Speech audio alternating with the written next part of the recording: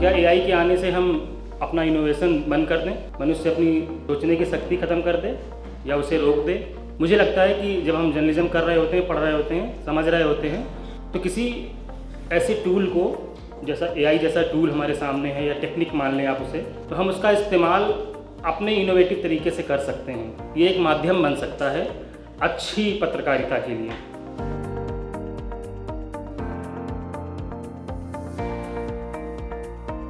आज का जो दौर है वो दौर है प्रतिस्पर्धा का दौर, और समय के साथ चलना ये सभी के लिए आवश्यक है। ये मशीन जो है, टूल्स जो है, टेक्नोलॉजी जो है, वो हमारे काम को बेशक आसान बना सकती है, लेकिन वो हमारा रिप्लेसमेंट कभी भी नहीं हो सकती, क्योंकि अगर मानव नहीं है तो मशीन नहीं चला पाएंगे। निश्चित रूप से आप सभी पत्रकारिता के छात्र हैं, तो आपने अपने मन में एक सपना संजोया होगा कि आपको पत्रकारिता के क्षेत्र में बहुत अच्छा काम करना है और अपनी एक अलग पहचान स्थापित करनी है, इसीलिए आप पत्रकारिता के छात्र हैं। आर्टिफिशियल इंटेलिजेंस बहुत महत्वपूर्ण है, लेकिन चूंकि हम पत्रकारिता के क्षेत्र में, पत्रकारिता का और पत्रकार का पहला धर्म होता है जो कुछ भी घटित है वो जनता के सामने तथ्यात्मक रूप से, प्रामाणिक रूप से आप रखें, तभी आपकी उपयोगिता और आपकी विश्वसनीयता जो है वो बनी रहेगी।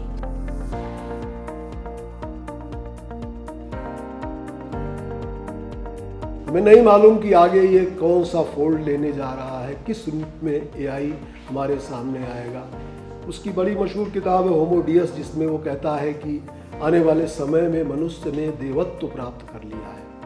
अब हम सेपियंस वाली स्पीसीज को ट्रांसेंड कर रहे हैं। Homo sapiens means, homo means human being, sapiens means intelligent being. लेकिन इंटेलिजेंट के आगे अब हम जा रहे हैं और हम देवत्व रूप प्राप्त कर रहे हैं। जैसे हम देवताओं के चित्र देखते हैं, उनके जो है वो 10 हाथ होते हैं, उनके कई सिर होते हैं, तमाम हथियार होते हैं।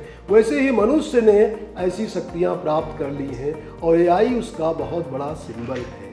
नौकरियों के बारे में जो डिस्क्राइब करता है कि आने वाले समय में ना सिर्फ मिलिट्री की लड़ाई, ना सिर्फ पुलिस का काम, तो ये आपका जर्नलिज्म का काम भी बहुत कुछ एआई हेल्पफुल भी होगा और टेकअप भी करेगा। इसको आप मान करके चलिए।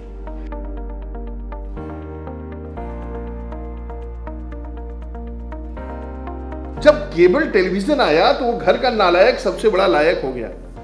उसने क्या किया, मोहल्ले में केबल लगाया और 1000 घर में 100 रुपया लेना चालू किया। मैं 94 की बात बता रहा हूँ। और जब 1000 घरों में उसने 100 रुपया लेना शुरू किया तो कितने पैसे हो गए?